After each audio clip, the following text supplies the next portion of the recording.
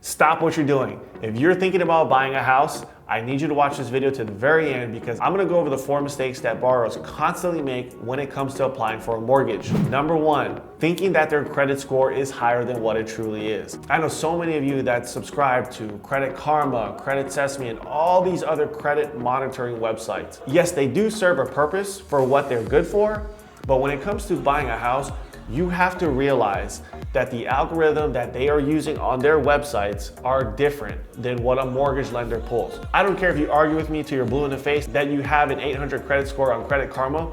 When a lender pulls your credit report, it is gonna be less. And more often than not, the credit score is less by about 50 to 70 points. I've even seen some clients that have a 100-point swing from what they thought their credit score was to what it actually is when we pulled it. So when it comes to buying a house, credit monitoring services are great to monitor your credit. But when it comes to your credit score, I strongly suggest if you are serious about buying, you need to talk to a lender. Let the lender pull your credit report. That's the only way you are gonna get a really good idea as to what your score is and what you're gonna be able to qualify for. The second mistake that I constantly see is those that are self-employed or own their own business or they're entrepreneur or they get 1099 income, which means they're an independent contractor, thinking what they grossed on that 1099 form or what their gross income was for their business is what the lender is gonna use to qualify. Again, I see this all the time. I talk to business owners and they're like, yeah, I made 500,000 last year. I made $1 million. I had one guy that literally said he made $500,000, did not want to give me his tax returns because he made 500 grand and he felt that I should give him a mortgage. Reluctantly, he gave me his tax returns and you know what happened? We looked at it and he had a loss of $400,000. A loss of $400,000.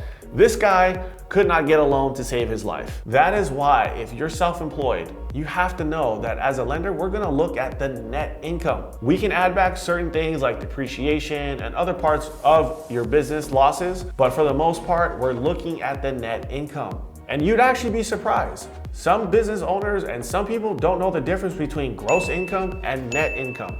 Net income is your income after your expenses. So again, just like with credit, it's good to have an idea of what you're making, whether you have a bookkeeper or you have some sort of P&L statement that you look at every quarter or monthly, whatever it is.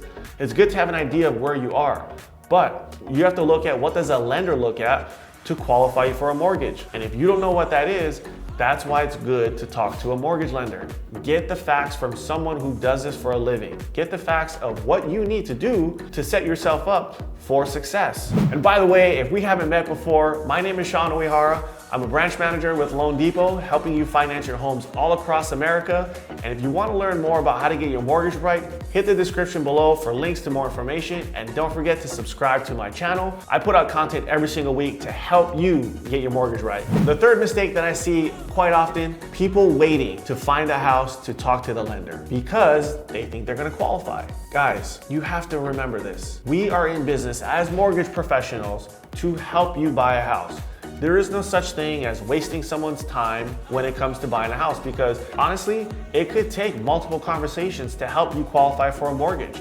I've had clients that have literally stuck with us for over a year because they had to amend tax returns, they had to fix their credit.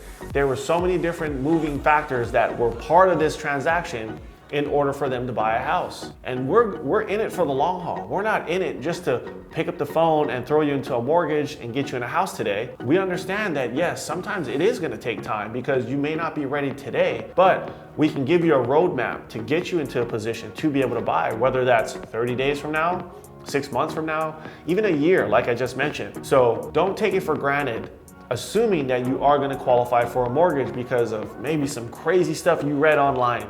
Get it from the source. Talk to a mortgage lender who knows what they're doing, knows the guidelines, and can give you the right advice to buy a house. And my last tip that I see people making mistakes on is actually feeling that they're entitled to a mortgage. I've had a number of clients over the years that because they made a certain amount of money or because their credit score was a certain number that they argued with us about giving us paperwork. Well, because I have an 800 credit score, why are you asking me for that, Sean? I don't need to give you that. Or, I made $1 million last year. Why do you need my taxes? Why do you need this bank statement? Why do you need this? Why do you need that? Guys, you are buying a house. You are applying for a mortgage to say, I would like to borrow a couple $100,000. You don't think that you have to provide documentation in order to get that? That's part of the process. And trust me, if we didn't need to ask you for all these documents, we wouldn't do it ourselves. But we know it's part of the process and we know what it's gonna take to get you into a house successfully. So with that being said, remember, your mortgage lender is on your team. The processor that processes your loan is on your team. The underwriter that's underwriting your loan is on your team. Nobody is in business to tell you that you can't buy a house. That's the last thing that we'd want to do, because guess what? If we don't fund your loan, we don't get paid. And I have a big team, if you haven't noticed, and I need to make sure my team eats. And we want to make sure at the end of the day, we put you in the right mortgage with the right advice, so that way we can work with you for the rest of your life, because I'm not going anywhere and I've got a lot of more mortgages to close. So don't feel entitled that because you have a good score that you don't have to give us information. Or don't feel entitled that because you had a good year and you made some money that you don't need to give us the information. If the lender asks for it, just give it to them. Don't argue with them, because trust me, the quicker you can respond and give them the information, the quicker everyone can do their job and get you in your house. And trust me, I can say this for every mortgage lender out there. The only thing we want to do is get you into that house as soon as possible, because we know that's the #1 goal for everybody, and we only want to make you happy. Those are my top 4 mistakes that I've seen happen time and time again. Now, if you want to learn how to get your mortgage right, don't forget, you can check out this playlist here or hit the description below for links to more information, and I'll see you on the next video.